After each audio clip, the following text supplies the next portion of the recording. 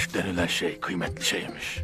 Anında Nevruz ateşinin etrafında deli deli dönen pervane böceği misali.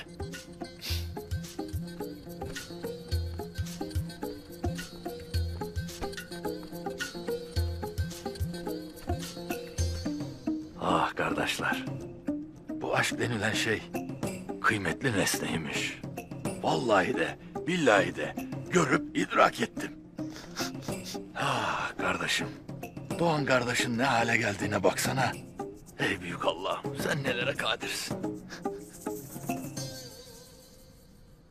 Ulan ne diyeceksen de. Bir kelamet de dinleyelim kardeş.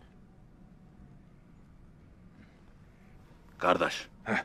yiğidin avradına olan aşkı, pervanenin yanacağını bile bile ateşten geri durmayıp kaçmaması gibidir. Tıpkı Allah aşkı gibi. Hem kardeşler, sorarım size. İnsanı sevmeyen Allah'ını sevebilir mi?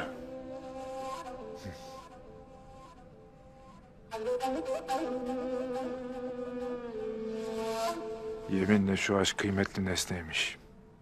Bamsı'yı bile dile getirdi ya. Vallahi helal olsun.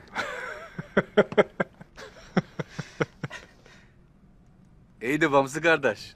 De bakalım. Sen ne vakit aşık olacaksın? De bakalım. Destur deyin kardeşler. Destur deyin. Bizimki şehadet aşkıdır. Avradımız pusatımızdır. Destur deyin. Tövbe tövbe. Tövbe deyin. Tövbe deyin kardeşler.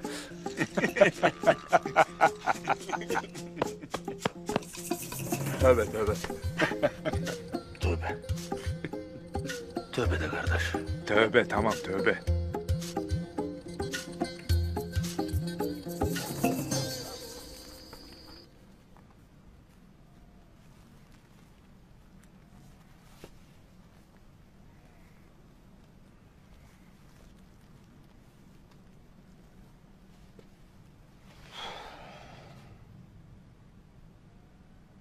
Seni veren Allah'a şükürler olsun.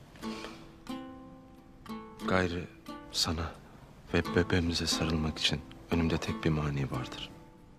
Sen ne dersin Gündoğdum? Bir an evvel bu melanetten kurtulmam icap eder.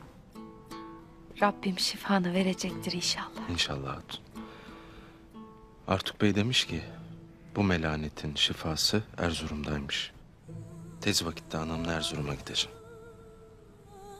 Beni burada yalnız koma beyim. Beni de götür.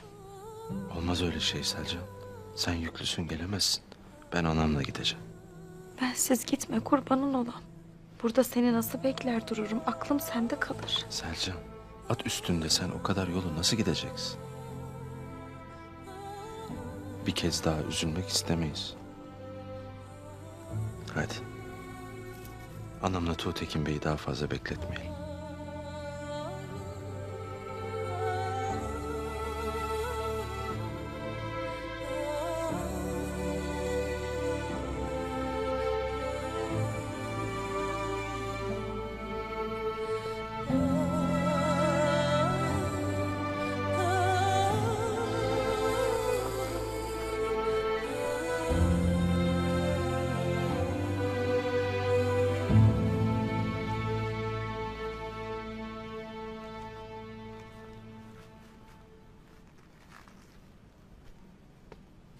Bu daha ne kadar sürecek beyim?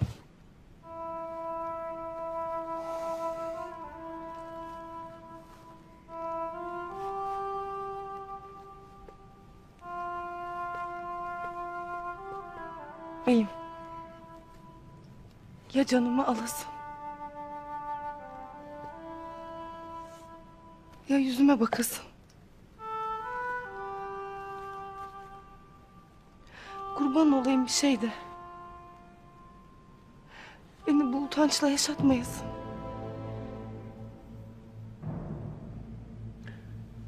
Seni Hayme Ana'nın otağından aldım. Kendi otağıma getirdim. Ölene dek canın da namusun da benden sorulur. Bundan ötesi senin meselendir. Senin utancın, senin kaderin. Haymi Hatun oğulları ve gelinleriyle geliyor beyim.